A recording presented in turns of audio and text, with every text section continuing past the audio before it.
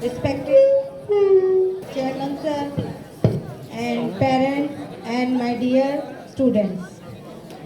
Today we are celebrating 77th Independence Day. तो सबसे पहले मैं आप सबको 77वें स्वतंत्रता दिवस की हार्दिक बधाई और शुभकामनाएं देती हूँ।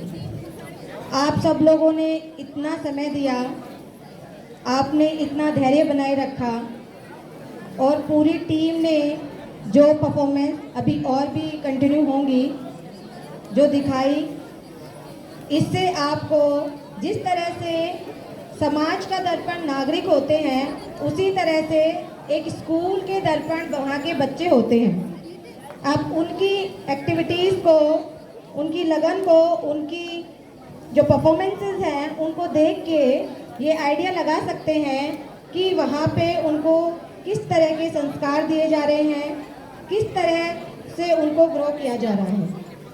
तो बच्चों ने आज की जो थीम है, स्वतंत्रता दिवस तो है ही, शहीदों को तो हम याद कर ही रहे हैं, साथ ही जो विमेन एम्पावरमेंट है उसको शो कर रही है। 100 से ज़्यादा बच्चों ने परफॉर्मेंस तैयार की है, ये अपने आप में ही बहुत बड़ी बात है। और इनको जिस टीम ने तैयार किया है मात्र 2 दिन के अंदर, वो बधाई के पात्र हैं कि इतने छोटे छोटे बच्चों के टैलेंट को ढूंढ के उनको सबके सामने प्रदर्शित करना, ये अपने आप में एक बहुत बड़ी बात होती है। अभी मैं अगर बात करूं फिलहाल की, तो आज़ादी का जश्न हम सभी मना रहे हैं, लेकिन जिस टाइम हमको आज़ादी मिली, जिस समय हमको आज़ादी मिली, तब आज़ादी का उद्देश्य था अंग्रेज़ों से हमें आज़ादी मिलना, अंग्रेज़ों के चंगुल से भारतीयों को छुड़ाना। उन्होंने जो अपने कायदे कानून जो हमारे ऊपर थोपे हैं, उनसे हमें मुक्ति किस तरीके से मिले।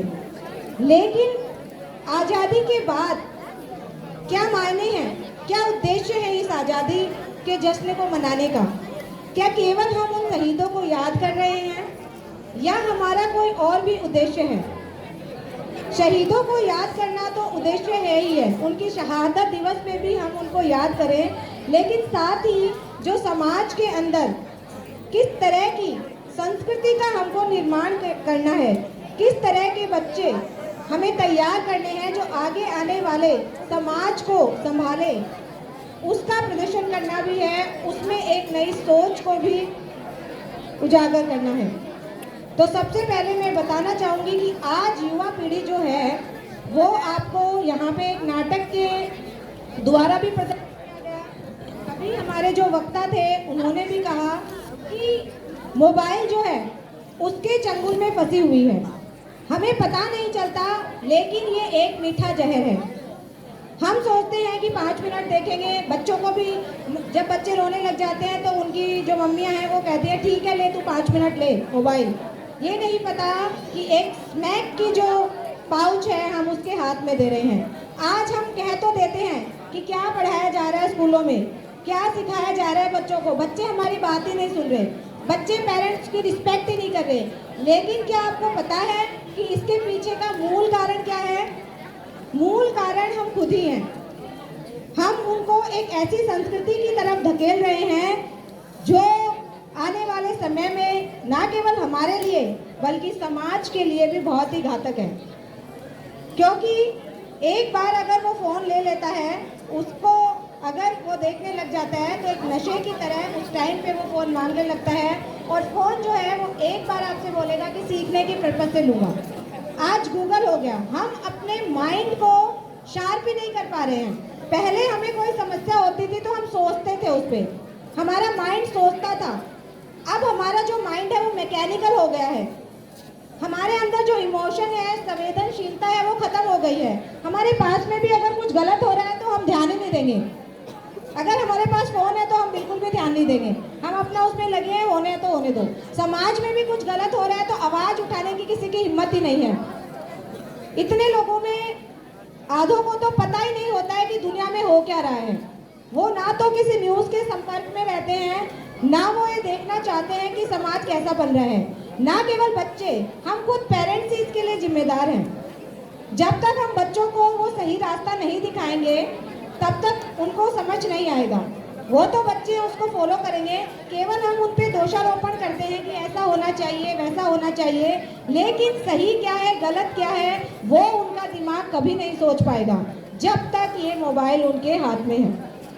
ऐसा नहीं है कि सारी समस्याओं की जड़ ही मोबाइल है, लेकिन जाने अनजाने बहुत सारी वो जो नेगेटिव चीज़ें हैं वो इस मोबाइल के जरिए हमारे माइंड में आती हैं और हमारा माइंड एक मैकेनिक मशीन की तरह काम करने लगता है। इसके अंदर कोई इमोशन कुछ नहीं है। कुछ भी हमें कुछ खोजना होता है प्रश्न का उत्तर, तो हम सोचते हैं गूगल कर लेते हैं, फटाफट उसको खोज लेते हैं, हमारा माइंड चलाने की कोशिश ही नहीं कर रहे हम। और उसके बाद एक समय एक ऐसा आएगा कि आपके सामने कोई सवाल ही नहीं रहेंगे और ऐसी दुनिया बन जाएगी यांत्रिक कि कोई पास में आपको मार के भी चला जाएगा, कोई रोकने वाला नहीं होगा।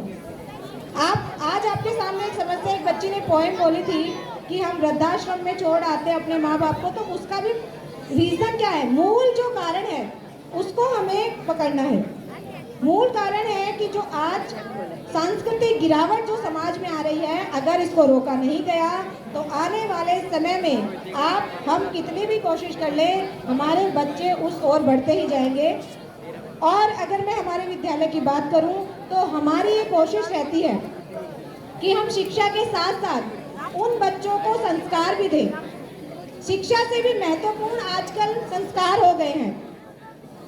बच्चा 90% लाता है, लेकिन फिर भी अगर वो गलत तरीके से जॉब लेता है या जॉब में जाने के बाद गलत चीज़ें करता है तो उस 90% का कोई फायदा नहीं है। तो शिक्षा के साथ साथ संस्कारों की बहुत आवश्यकता है, मूल्यों की वैल्यूज बहुत जरूरी है।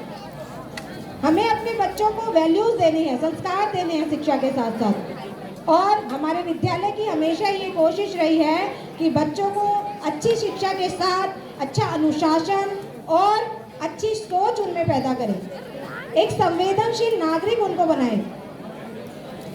लेकिन कई बार पेरेंट्स की रहती है, हम प्रोग्रेसिव सोच के, ये नहीं है कि उसको अगर हमें शिक्षा और मूल्यों को बढ़ावा देना है तो हम बाकी चीज़ों को पीछे छोड़ देंगे। हम प्रोग्रेसिव माइंड के साथ ये सब लेके चलना चाहते हैं ताकि हम देश को, समाज को और परिवार को बेहतर नागरिक दे सकें। और आप लोग भी यहाँ से एक संकल्प तो आप करके ही जाइए कि आप एकदम से नहीं, लेकिन जितना इस मोबाइल से दूर रह सको। आप देखोगे कि दुनिया बहुत खूबसूरत है। हमने दुनिया की खूबसूरती देखना ही छोड़ दिया है। हम एक कोने में एक फ़ोन के साथ सिमट के रह गए हैं। अपने परिवार में बच्चों को समय देना छोड़ दिया है। बच्चे आउटडोर गेम्स नहीं खेल रहे हैं।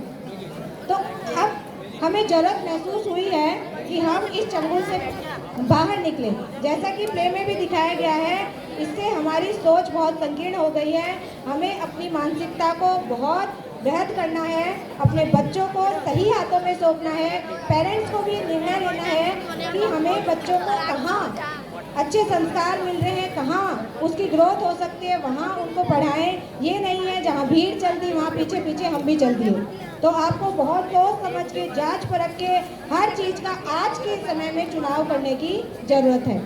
तो मैं सभी अभिभावकों से भी यही रिक्वेस्ट करती हूँ कि वो बच्चों को ज़्यादा से ज़्यादा टाइम दें, उनको उनकी समस्याओं को समझें और उनको कोई भी अगर प्रॉब्लम आती है फ़ोन से तो कृपया करके उनको दूर ही रखिए।